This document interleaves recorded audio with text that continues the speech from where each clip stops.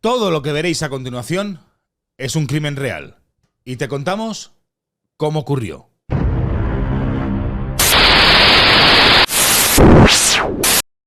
Hoy os muestro un caso que ocurrió en la ciudad de Barcelona, el 20 de febrero del 2008, donde la autora de este macabro caso llevaba años planeando el crimen perfecto.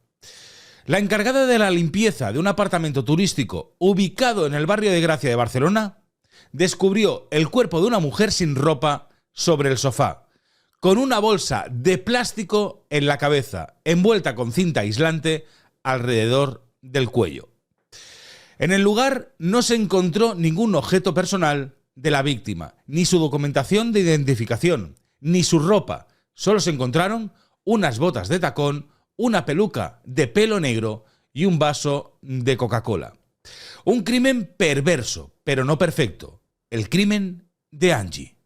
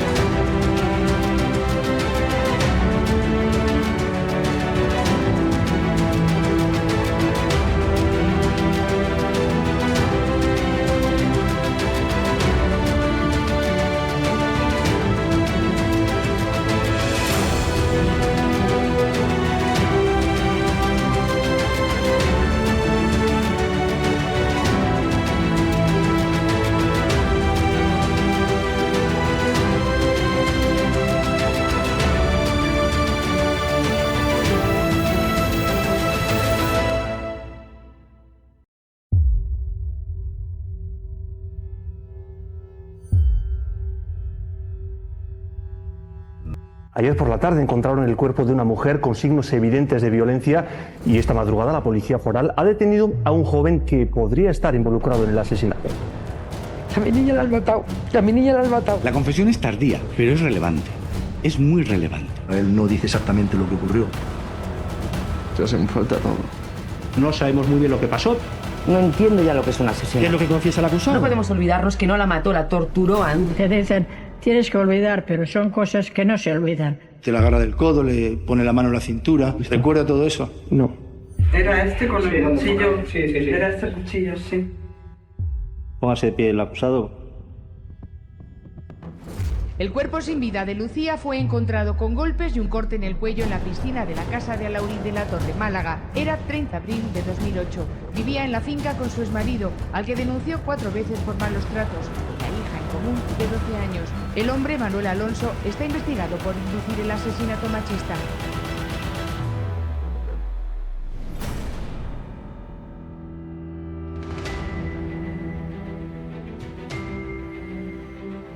Es Santiago del Valle, el presunto asesino de la niña Mariluz Cortés, que ha sido así recibido en un juzgado sevillano donde ha sido juzgado por abusos a niñas.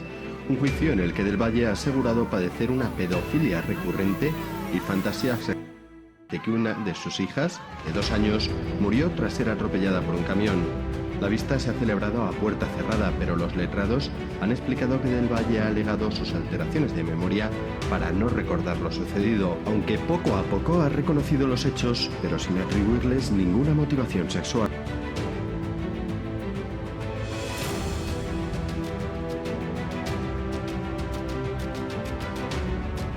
Un estuche escolar, cromos, un reloj, son las pertenencias del menor asesinado por su madre en Mahón y que aparecieron junto a su cadáver. Ayer, la policía mostraba estas imágenes. Hoy, los vecinos de Mónica Juanatey, la mujer que ha ingresado en prisión por ahogar en 2008 a su hijo de 9 años y ocultar su cuerpo en una maleta, aseguran que era una persona extraña, que apenas se relacionaba con sus vecinos de la calle Sant Llorenç. La relación que mantenía su compañero sentimental, un guarda jurado, con el vecindario era también distante. Ambos eran muy suyos, un poco ariscos, extraños. Muchas veces ni saludaban, confesó uno de estos vecinos. Se trata de María Ángeles Molina, conocida como la Angie la Fría, una mujer que pensó que había cometido el crimen perfecto al matar a su amiga Ana Páez hace 10 años, pero ni mucho menos fue así. Angie lo había planeado absolutamente todo, se creía que lo había planeado bien hasta que las pruebas se volvieron en su contra.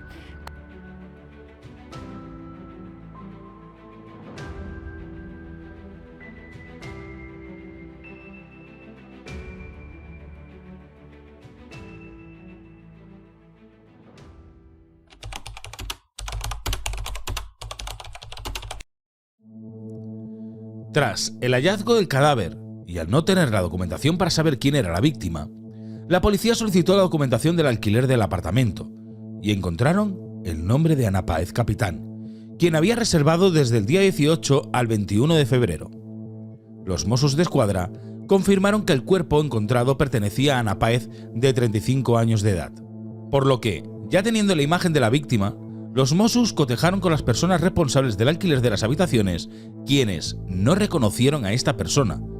Ambos encargados aseguraron que aquella mujer no era quien había alquilado el apartamento, que días antes fue una mujer quien alquiló el apartamento con el nombre de Ana Páez, pero con apariencia totalmente diferente.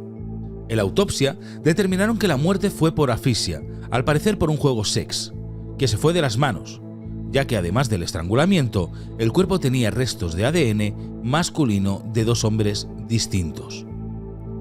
Lo que hizo pensar a la policía que estas dos personas eran los autores del crimen. Los padres de la víctima tuvieron que reconocer el cadáver, quienes aseguraron que era Ana Páez, pero negaron que su hija llevara una doble vida.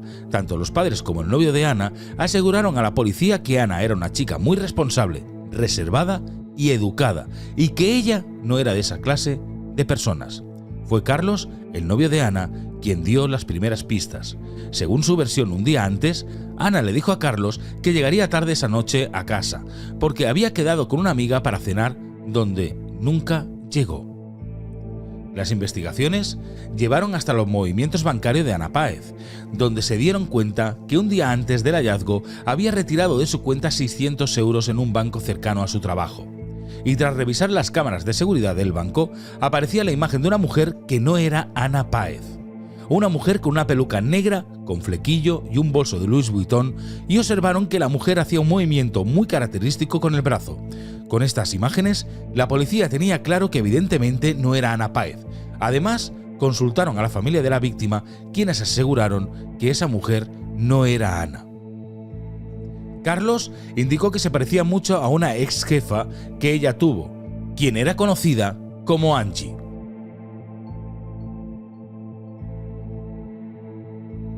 Angie, de 40 años de edad, supuesta amiga de Ana Páez, con quien había quedado para cenar el día antes de que su cadáver apareciera en aquel apartamento.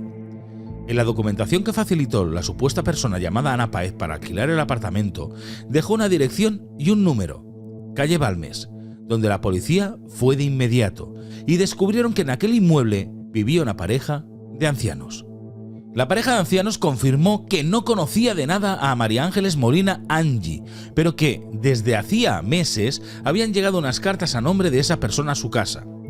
Con todas estas pruebas, la policía tenía cada vez más claro que Angie tenía mucho que ver en este crimen. Decidieron interrogar a la principal sospechosa, quien reconoció que ese día había hablado por teléfono con Ana, pero que no la vio.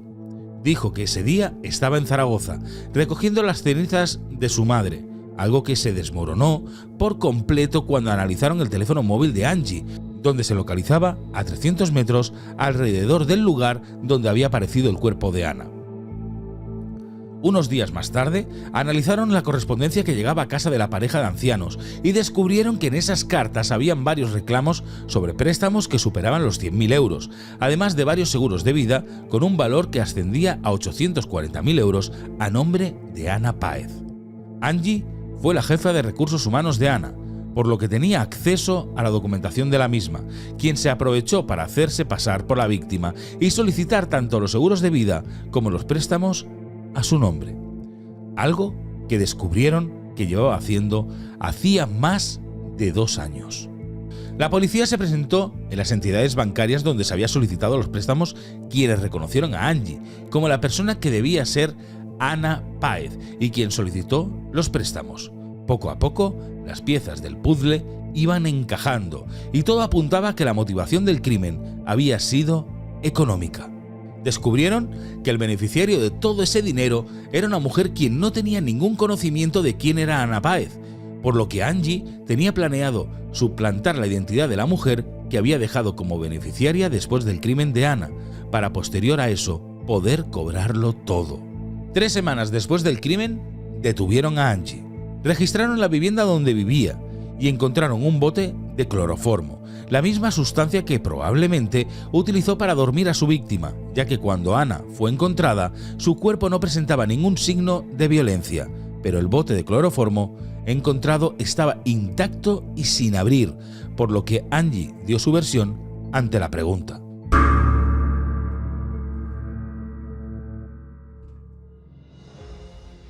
Dijo que se le habían recomendado para abrillantar unos candelabros de plata y después dijo que era porque su hija lo necesitaba para hacer unas prácticas con un conejo que le habían mandado en el colegio.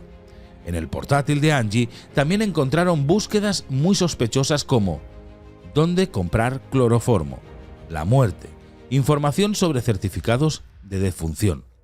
Aún así, Angie seguía diciendo que era inocente, se mantenía fría y sin remordimientos, alegando que ella no había sido, mostrando arrogancia y prepotencia en sus palabras.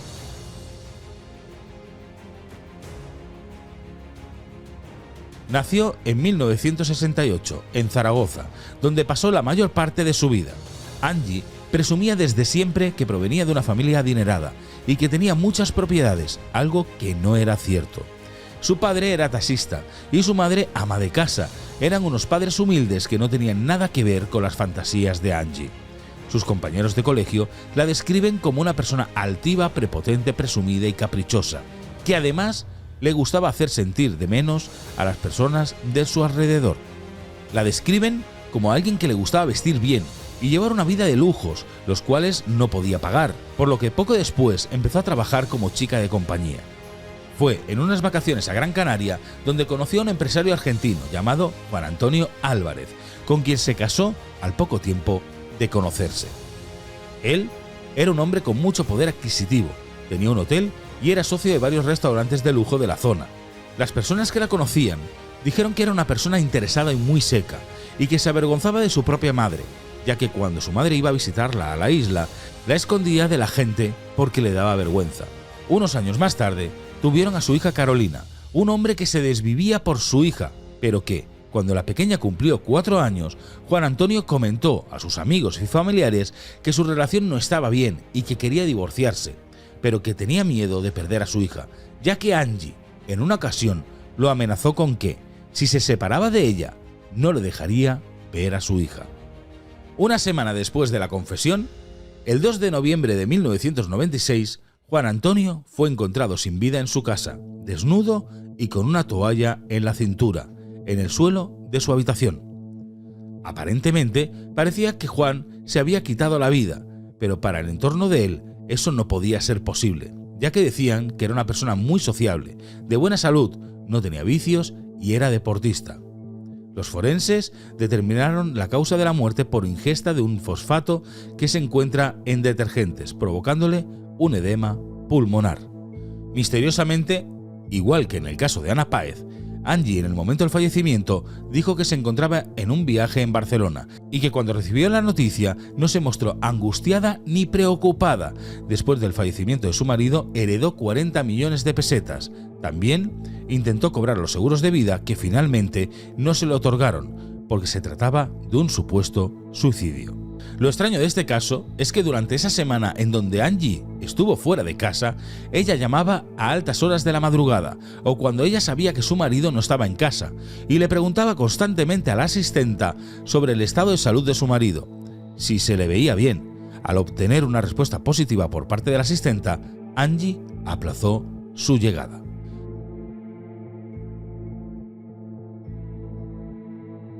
El juicio por el asesinato de Ana empezó en marzo del 2012 en Barcelona, cuando ya llevaba 4 años tras las rejas.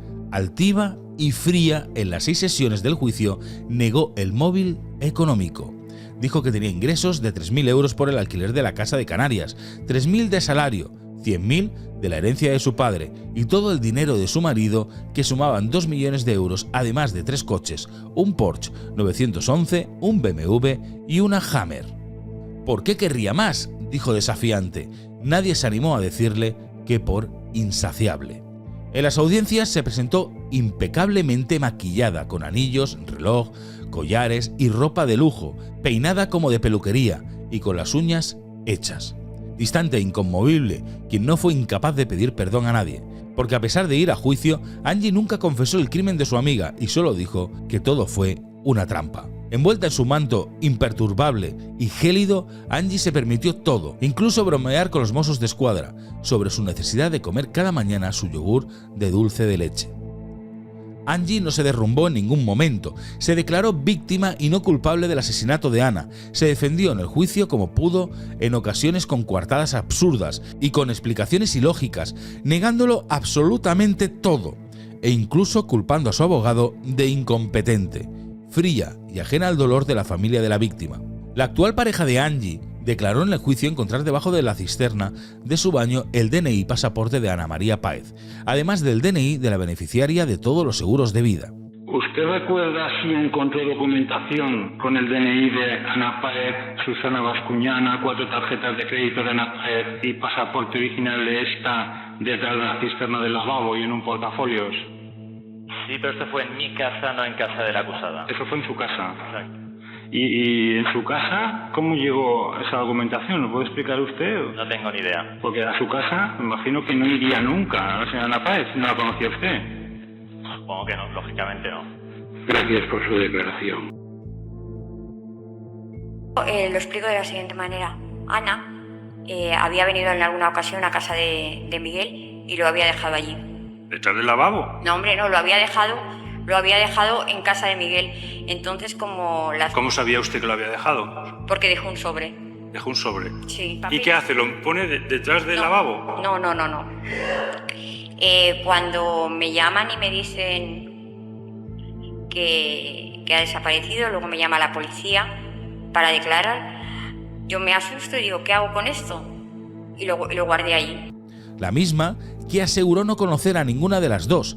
La mujer explicó a la policía que trabajaba en una joyería, que en noviembre del 2007 había acudido a hacer fotocopias en un work center y que allí había perdido el DNI, el mismo que la policía encontró junto con los documentos de Ana. Le preguntaron a Angie sobre el ADN encontrado en la peluca que apareció en el lugar del crimen, quien dijo que en ocasiones ella y Ana se prestaban sus pelucas. Le mostraron la fotografía captada en el banco donde aparecía ella utilizando la tarjeta de Ana con la peluca, y sorprendentemente Angie dijo que no conocía a esa persona. Negó ser ella en todo momento, aunque las evidencias eran claras.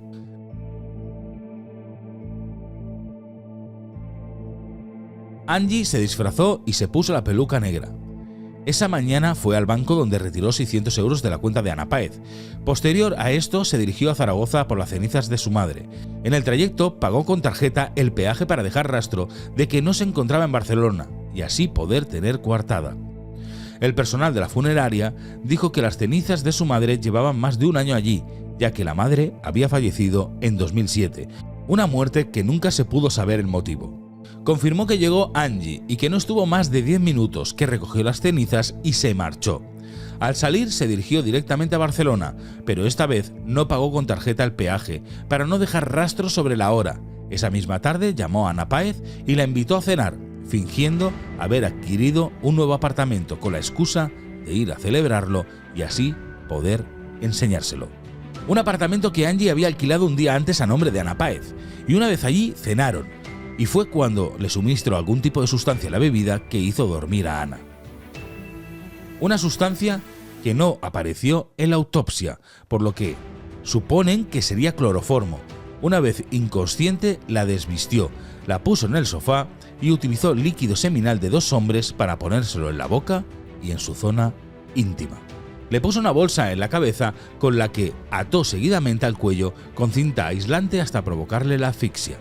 El ADN de los hombres pertenecía a 2 gigolos de Barcelona quienes Angie había contratado para que se autosatisfacieran y terminaran dentro de un bote. Al terminar, los hombres le preguntaron a Angie el porqué de esa práctica y ella les dijo que era una apuesta que había hecho con sus amigas y que esa sería la prueba de que lo había conseguido. Lo que jamás imaginarían esos hombres es que era la pieza clave para montar la escena casi perfecta de un crimen.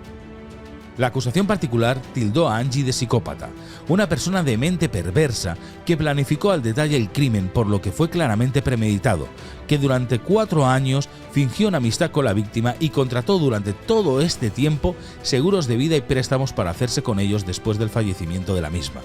Finalmente, y después de varios días de largos juicios, el 19 de marzo del 2012, María Ángeles Molina, conocida como Angie, fue condenada a 22 años de prisión, culpable por asesinato, estafa y falsificación de documentos.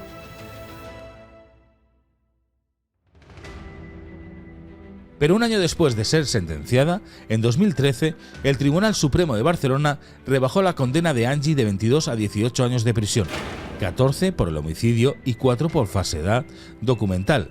También fue condenada a pagar a la familia de Ana Páez la cantidad de 200.000 euros.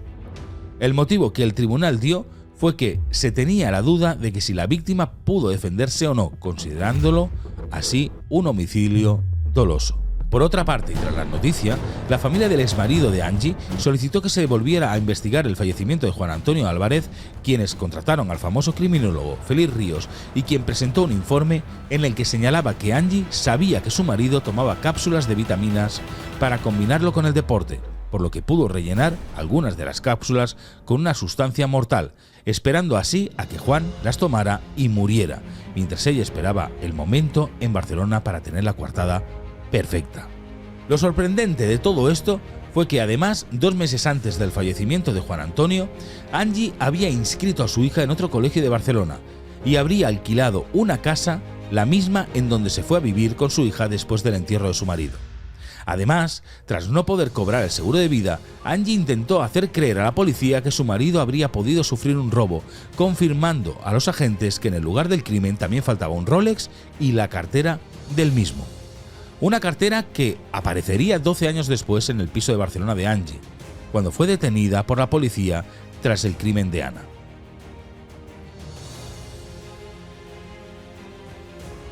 María Ángeles Molina, o Angie como se hacía llamar, actualmente se encuentra en la cárcel de Brians 1, donde se enfrentó a otra persona muy famosa, la protagonista de la serie El cuerpo en llamas de la plataforma Netflix, Rosa Peral. Incluso llegaron a tener conflictos entre ellas, en donde Rosa le restregó a Angie en la cara haber tenido mucho más protagonismo en la televisión que ella. Las 2 enemigas fueron separadas y a Rosa la cambiaron de prisión.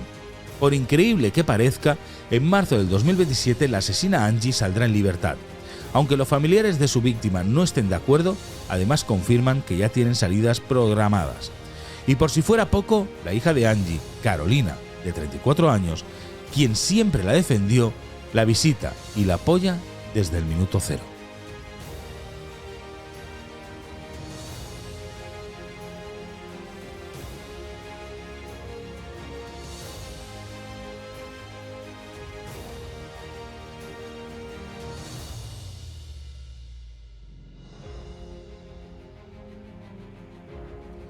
La avaricia y la obsesión por el dinero fue lo que llevó a esta mujer a cometer tales atrocidades.